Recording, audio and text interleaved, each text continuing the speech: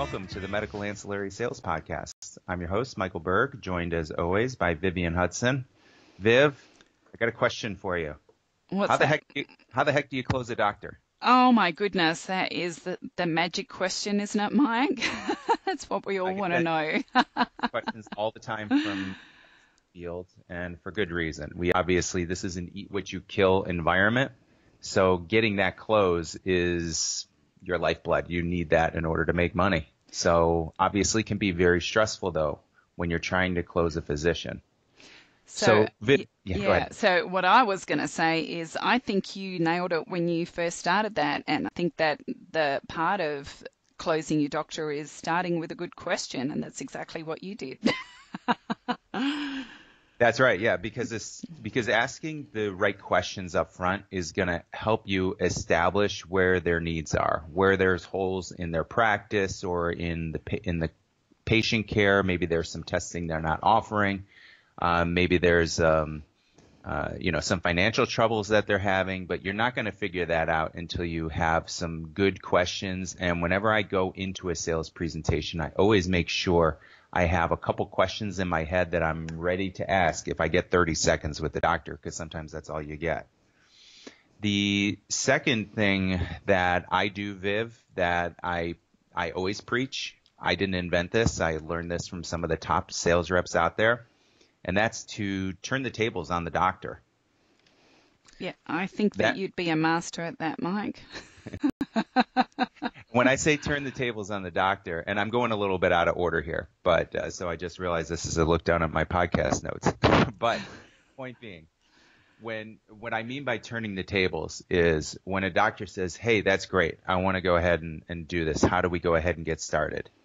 At that point, I always turn the tables on the doc. Doc, I'm excited to get this going for you. I'm here to help you implement this seamlessly and make sure this goes smooth. What is it about this program that you like? From there, that bleeds right into getting them to establish some benchmarks and goals.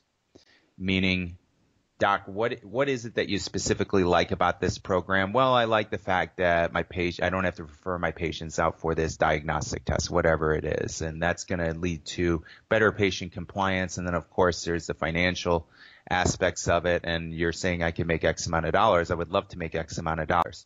At that point, then I try to establish some specific goals. So, Doc, is your goal to make $5,000 a month off this program? I know we said one patient a day would net you about $5,000 a month. Is that what your personal goal is?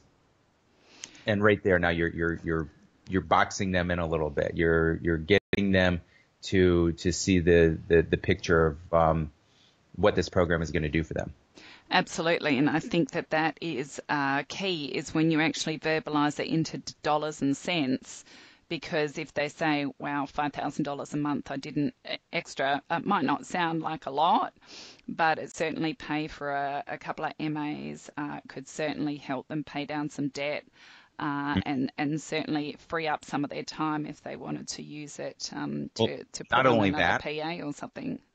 Not only that, but now they're the ones telling you the goals. So when you're doing your follow-ups, you don't have to say, hey, Doc, this is going to be great for you, and go back over those selling points. You're going in with concern because, Doc, you had told me that you have these specific goals and that this is what you're looking to get out of it. I didn't set the goals. You set the goals. And so you can use their own words against them. Not to sound like an evil genius here, but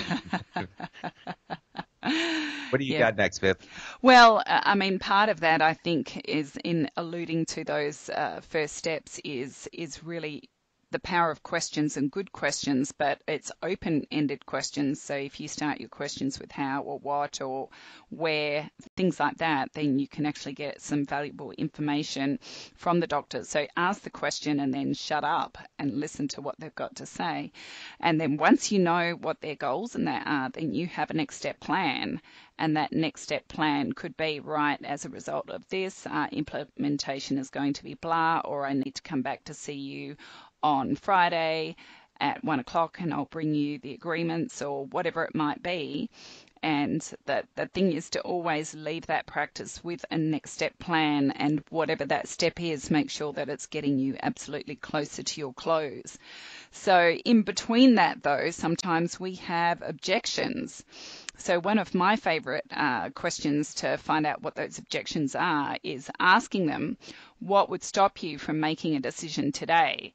So that sometimes will really uncover the true objections. So again, you ask a question like that and then you shut up and you listen to what the doctor is going to say.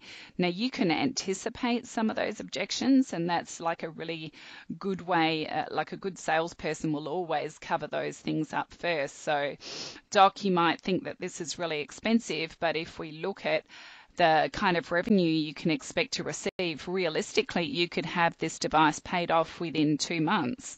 So would that seem attractive to you? So once you kind of help them to understand what value that brings and anticipate those objections, you can do that, but also ask them as well, what would stop you from making a decision today?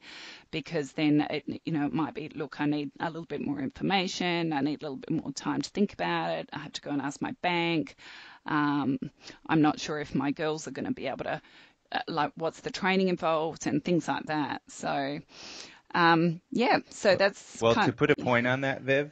Yeah. The just a little semantic trick that I use is when I do get the objection, if you're flustered and they see that you're flustered, that's a bad sign. You are they because when you're back on your heels and they see that sweat starting to come on your brow, like, oh my God, they just gave me a tough objection. You don't sweat it. Remember, you're always working for the doctor. So I say, doc, other doctors have had to express the same concern, and this is what they found. You never want to tell doctor, well, no, this is why you're wrong. This is why this is better. They're going to listen to peers more than you. Let's face it. So, doc, we've gotten that objection, or we've heard that concern from some other physicians, and this is what they found when they actually implemented it. They found that this was actually not a factor, or whatever it is. Right. So then I guess it's really looking at like your sales approach as well. And I think sometimes people think that when they're asking for a close or pushing for a close as what we might think, that it comes down to being pushy, but it's really not. It's how you are delivering value to the doctor in your approach. So it's always about the solution to the problem that they have, and never about trying to sell them something that they don't need. So what about getting the doctor to actually sign that dotted line that's going to start that ancillary program, or bring that lab testing in, or get that machine sold, or whatever it is? That is the tense moment, I think, for a lot of sales reps. What are you telling a doctor at that point to get them closed? I think a lot of people get intimidated to actually ask for the business. What is a typical line that you use?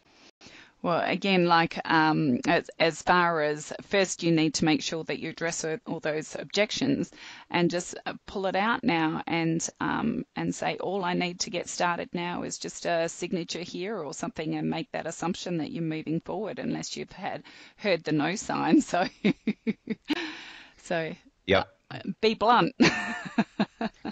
Yeah, I think for me, I'll look for things that they respond to in the sales presentation. You'll see their eyebrows raise, or, oh, really? I can do this at the point of care. Yes, you can do this at the point of care. And now you've established where I ask doctors the question, I do kind of a soft close. I would be a terrible car salesman, Viv. I just don't have it in me to say, what do I got to do to put you behind the wheels of that Buick today? I don't really have that in me. But with doctors, I find that it works better if you do kind of a soft rolling close and ask questions. So if the doctor's responding to something and they seem to like one aspect, then I say something like, Doc, if you had a tool like this available to you, where would you see yourself using this in your practice?